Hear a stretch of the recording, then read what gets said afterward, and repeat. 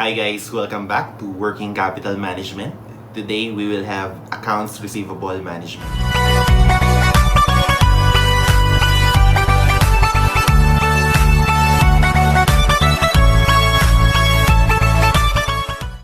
Accounts Receivable Management generally consists of two things. Number one, it's about setting the credit policy. And number two, it's the monitoring of the receivable balance. In setting the credit policy, we can divide this into three things. First, we have to set a credit standards. A credit standard answers the question, to whom shall we grant credit? Should we allow credit to just any customer? What criteria are we going to put in place to allow the customer to be granted credit? Second, we have the credit terms. The credit term states for how long should credit be allowed. Should we allow it for 30 days, 40 days, 50 days? It would also include the discounts whenever they shall be granted. As for collection policy, it tells us how the collection should happen. And in case collection should be made past due, what techniques are we going to incorporate to motivate payment from our customer? These are the components of credit policy. And these items should be implemented for them to work. But whether they are implemented, we can monitor them. So the second component of accounts receivable management is the monitoring of the AR balance. One way to monitor the AR balance is through the calculation of the days sales outstanding, also known as the DSO. This again is the period from sales until collection. How long it would take to collect the AR balance. Now, the DSO is an average number of days. It doesn't tell specifically for how long an individual account is being outstanding. Hence, we can add another way to monitor, such as the preparation of an aging schedule. An aging schedule tells us for how long an individual account has been due and when it is past due. Through the use of these monitoring techniques, we would be able to see whether policies are being implemented. Let us now proceed to the AR balance. The receivable balance is determined by the amount of credit sales and the period such sales are outstanding.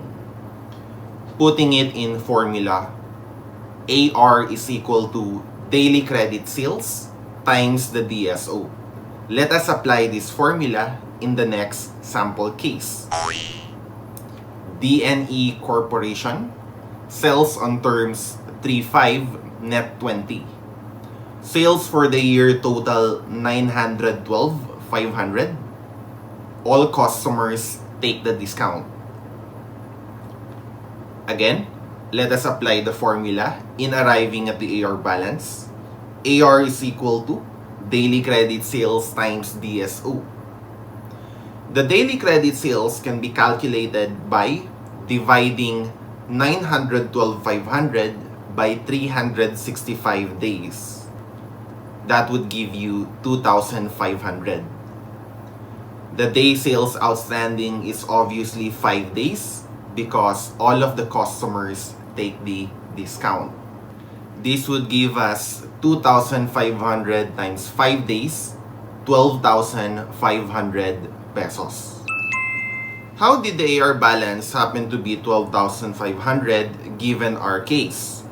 To visually demonstrate this to you, let us imagine this is the first day of sale.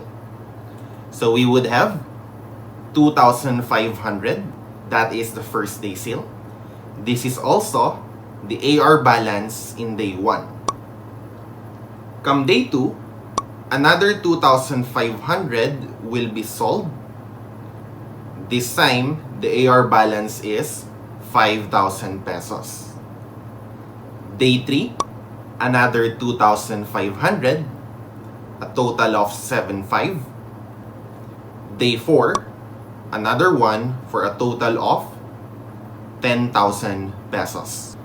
come day 5, that would be another 2,500 sales, giving you a total balance of 12,500.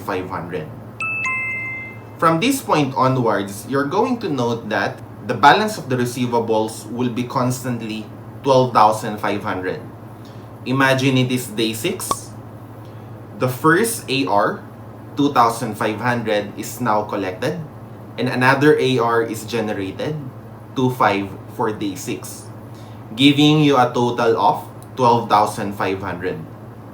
We are going to expect this to happen perpetually. So let's review. Accounts receivable management would include setting the credit policy. That includes credit standards, credit terms, and collection policy. Monitoring the receivable balance includes things like calculating the DSO and preparing the aging schedule. Now, credit policies and the monitoring of AR are important in the management of accounts receivable. For one, setting credit policies would have an impact on a company's profitability. And whether these policies are actually being done, we can know if we are going to monitor. Let us refer to the following case for another illustration. MLA Corporation is considering changing its credit terms from N20 to N30. On average, customers pay 10 days late. Because of these changes, sales are expected to go up from 1,277,500 pesos to 1,533,000 pesos. Regardless of the terms, 3% of the sales revenue ends up in bad debts. Variable cost ratio is 70%. The relevant interest rate is 10%. Income taxes are at 30%. Use 365 days a year. So let us first talk about the accounts receivable balance before and after the changes. Take note that when we change the credit policy, we are actually going to change the AR balance as well as the profits of the company. So let us investigate these changes. Credit terms from N20 to N30. The daily credit sales will go up from an annual credit sale of 1,277,500 divided by 365. That's a daily credit sales of 3,500 to an annual credit sale of 1,533,000 divided by 365. That would be an average daily credit sales of 4,200. Since the customers are paying on average 10 days late, the DSO will be 30 in the original case and 40 after the change. Multiplying daily credit sales by the DSO will give you the accounts receivable balance. They are 105,000 and 168,000 respectively. Now at this point, we know the AR balance before and after the change. It is worth noting that there's a difference between accounts receivable balance and the investment in accounts receivable. If I'm going to buy an item for 10 pesos and I'm going to sell it for 20 pesos, if I haven't collected yet, we are going to have an AR balance of 20. But I only invested 10 pesos. So how do we arrive at the investment in AR? We just look at the relevant costs for each peso of AR balance. We can assume the variable cost to be the only incremental cost in this case. So we have a variable cost ratio of 70%. Multiplying AR by the variable cost ratio, before changes, the investment in AR is 73,500. After the change, it is 117,600. 600. Next, the amount of investment in AR can actually be used for some other purpose. Rather than putting them trapped in an AR balance, we could have used it for investment in securities such as stocks and bonds or any other productive use. But because we haven't, there is an opportunity cost. So to arrive at this opportunity cost, which we call the carrying cost of AR, we multiply the investment in AR by the interest rate. In this case, it is 10%. We would have a cost of carrying AR, 7,350 and 11,760 after the changes. As a result of these changes, there is an increase in carrying cost of AR by 4,410.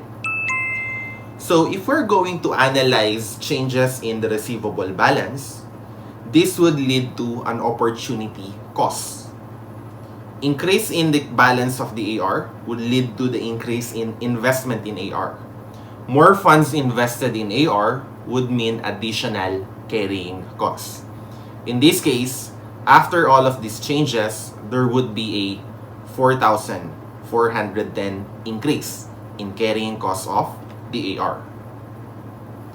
Now, let us go to the impact of these changes to the overall profitability of the entity.